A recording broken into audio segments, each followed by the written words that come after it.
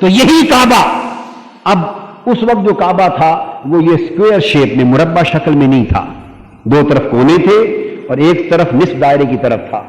آج جو حتیم کعبہ کی جو باؤنڈری ہے، وال ہے حتیم، وہ بھی حضرت ابراہیم علیہ السلام کی بنا میں کعبہ میں شامل تھی۔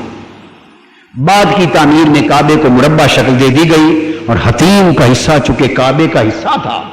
کعبے کا حصہ تھا، اس کو ایک آدھ دیوار کی شکل میں نشان دے دیا گیا۔ اور یہ کرم تھا آقا کی امت کے لیے کہ کعبے کا دروازہ تو بند رہے گا، کعبے کا دروازہ تو بند رہے گا، وہ تو حضور کے غریب امتیوں کے لیے آقا جانتے تھے۔ وہ تو جب شاہان وقت آئیں گے تو وہاں کے بادشاہ اس وقت کھولا کریں گے، بادشاہ بادشاہوں کے لیے کھولتے ہیں صدروں کے لیے کھولتے ہیں،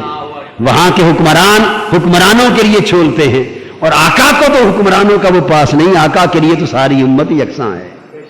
غریب امت بھی یکساں ہے۔ تو فرمایا ٹھیک ہے، ہم انہیں معلوم تھا اس کعبہ کو مربع شکل دے کر فرمایا اس کعبے کو دروازہ لگا دیتے ہیں، تم چابی سنبھال لو، حکمرانوں تم حکمرانوں کے لیے کھولتے رہنا، یہ تو بڑے لوگوں کے لیے در و دیوار کھلے گی، رہ گئے میری امت کے غریب لوگ، انہیں تو کوئی داخل نہیں ہونے دے گا اس میں، ان کی بھی آرزو ہوگی کہ اس کعبے کے اندر جا کر ہم بھی دو سجدے کر لیں۔ تو اس کو حتیم بنا دیا کہ میری غریب امت بغیر کسی کی اجازت کے حتیم میں داخل ہو کر عبادت کرے گی، یہ بھی کعبے کا حصہ ہے۔ تو حتیم میں نفل پڑھنا اسی طرح ہے جیسے کعبے کے دروازے سے گزر جا کر اندر نفل پڑھنا،